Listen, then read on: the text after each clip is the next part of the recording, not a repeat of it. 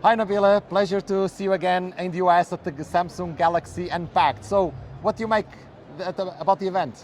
Hi, Francisco. Yes, happy to be here. Frankly, I was really overblown. You know, there was a lot of questions whether this device will be just minimal upgrades or if it's really going to take things to the next level. And I think they did. I think they did a pretty good job, right? Yeah. Let's start with the specs. Let's start with the hardware. What were the key features that caught your eye?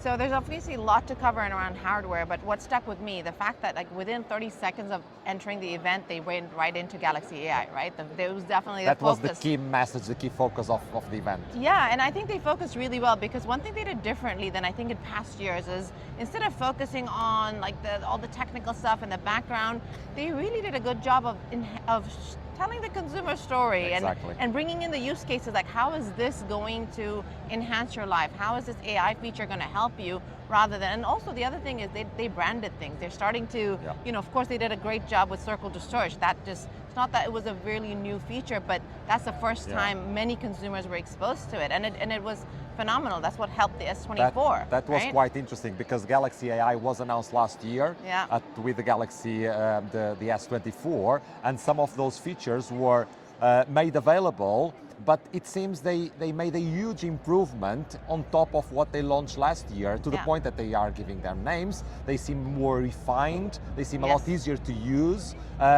So I was also quite impressed with the announcements on the features. But in terms of the hardware, there was also a huge improvement and step up in terms of the camera itself with the 50 megapixel ultra wide from 12 megapixel last year. So what else do you think was relevant at this launch? So yes, the camera improvements, but also the other thing, and again, I'm going to go back to the software because that kept impressing me, was the audio eraser. Again, they branded it very neatly, very easy to understand. That was impressive, right? An impressive demo. I mean, I don't need to, I feel like we're all, as consumers, going to become CIA agents or, you know, like we can do anything. We can not only take like long zooms, but now we can, with our videos, we can edit it. We can select, like remove the wind, remove the siren noise. All the noise in the background. Yeah, and that's going to be great for content creators. I think it's going to be phenomenal. And they also announced new tools to make it a lot easier for users to edit the photos, to edit the videos, which is a massive improvement as well, because it's not just about taking great pictures, it's also about creating content, creating videos, etc. And that's also quite relevant. But it seems this was also a very strong improvement in terms of the performance. The Snapdragon 8 Elite coming to the S25. Customized, and across the lineup, that's the other thing that stood out, right? Like one, they didn't raise the prices. I think we can talk a lot about that, but also the fact that it's like all these features are available, including the chipset, across all their devices globally. I know last year there was some regions that had a different hardware, etc. But this time it's across the board. Plus, to top it off, the 6 months of free Gemini Advanced. I think is a big point. And how do you think this will help Samsung to improve its position in the market, especially in the premium segment?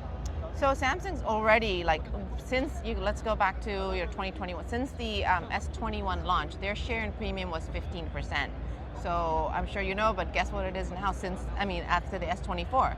It's jumped 5 points, right, to 20%, as you know, in our data. And the average selling price also going up for the entire Samsung for the portfolio. whole lineup. It was over $100. It's now about $450, whereas before it was 300 something a few years ago. So their overall ASP's grown, but again, I think the most sought after segment, which is the premium, right, $800 plus segment, they've gained share there, and against against too. So it's been obviously an agenda for them, a very strategic move and conscious effort, and I think it's paid off. So I think with this device, I honestly don't doubt that they will continue to move in that direction. Yeah, they have been growing in the premium segment very strongly. The S series has been the main driver for that growth.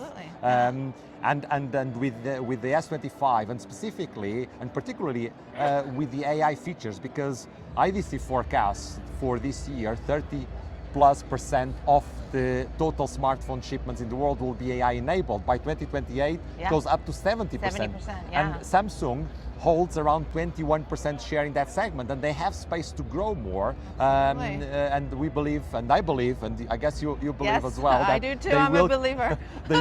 they will continue growing in this specific category, which is driving the market and driving the performance. We released the Q4 preliminary numbers recently. After 2 years of decline, the smartphone market is up again, which is great news. Yes. And the AI story is resonating, is picking up among consumers. And those, yes, in the long term, for the overall market, the forecast is not as going to be as aggressive as what we saw the recovery, right? Close to 7% jump in 24.